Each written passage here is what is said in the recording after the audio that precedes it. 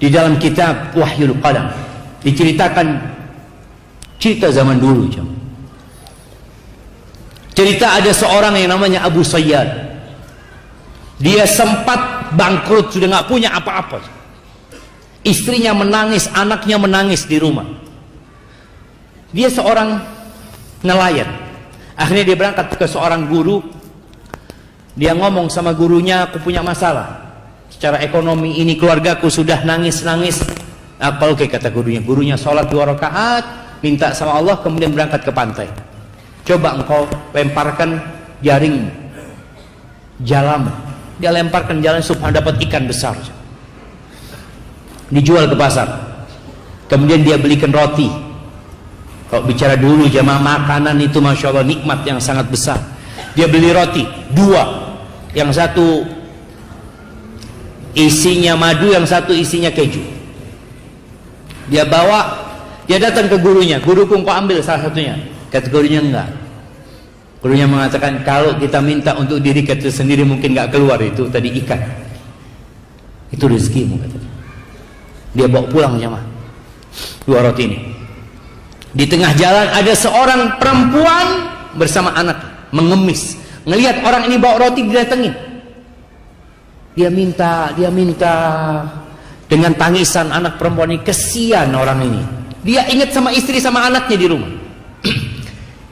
Dia kasihkan roti itu dua-duanya. Lalu anak itu tersenyum jamaah.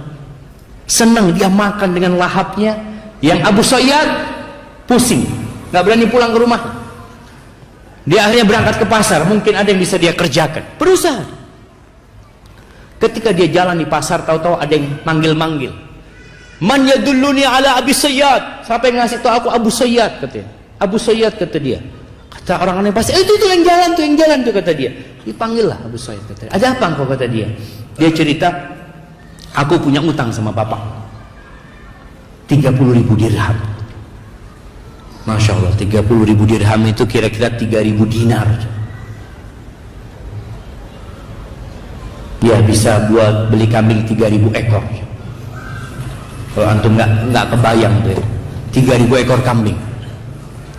Dikasih duitnya, dia ahli waris bapaknya sudah, dia terima duit itu, masya Allah, hidupnya makmur jemaah. Dia suka rajin sodakoh, sekali sodakoh 1.000 dirham dia jadi orang kaya Abu Sayyid. Subhanallah, tahu-tahu dia cerita, aku tertidur mimpi seakan-akan kiamat terjadi. Dipanggil, Abu Sayyid, hadiri penimbangan amalan. Karena nanti akan ditimbang amalan tadi. Ketika ditimbang amalannya, timbangan pada hari kiamat itu jamaah ada 2 daunnya. Satu timbangan kebaikan, satu isinya dosa-dosa. Allah mengatakan, fa amma man thaqulat mawazinuhu fahuwa fi 'ishatir radiyah. Yang berat timbangan kebaikannya, maka dia akan berada di kehidupan yang baik. Ketika ditimbang, itu lebih berat dosa-dosanya Abu Sayyid. Ketika dia seperti itu, protes Abu Sayyid, aina sadaqati? Mana sedekah-sedekahku, kata dia. Karena dia orang kaya-kaya yang rajin sedekah jemaah. Oh iya, sedekahmu, datangkan sedekahnya. Datangkan 1.000 dirham, taruh di sana seperti kapas, ditaruh nggak bergerak. Datangkan 1.000 dirham. Kenapa? Di setiap dirham yang dia sedekahkan, fihi syahwatun nafas, ada syahwat nafs. Syahwat kepingin sedekah. Aku senang sedekah. Aku suka membantu orang lain. Aina Allah? Kalau engkau sedekah hanya untuk kesenangan, bukan lillahi ta'ala. Ketika melihat itu Abu Sayyid lemas jemaah. Lalu dikatakan, innaka la tudzlamul yaum. Kau enggak akan dizalimi hari ini. Kata dia, masih ada amalanmu, kata dia. Apa lagi, kata dia? Ada 2 roti, kata dia. Kata Abu Sayyid, 1.000 dirham aja enggak ada. Beratnya apa artinya 2 roti itu? Ditaruh roti itu jemaah. Itu timbangan jadi sama jemaah. Dia lihat, ya Allah, kata dia. Bayangkan, sedekah yang sedikit, tapi ketika ikhlas lillahi ta'ala, yang gak ada syahwatun nafs sama sekali di situ, jadi berat. Kemudian dia mulai optimis Abu Sayyid ini. Dan ada satu lagi amalan, senyuman perempuan, anak perempuan itu ketika engkau kasih roti. Tahu jemaah, di antara amalan yang paling dicintai Allah, sururun tudkhiluhu ila muslim. Amalan yang paling cinta Allah itu kegembiraan yang kau transfer kepada hati seorang muslim. Jadi senyumnya anak perempuan ini timbang.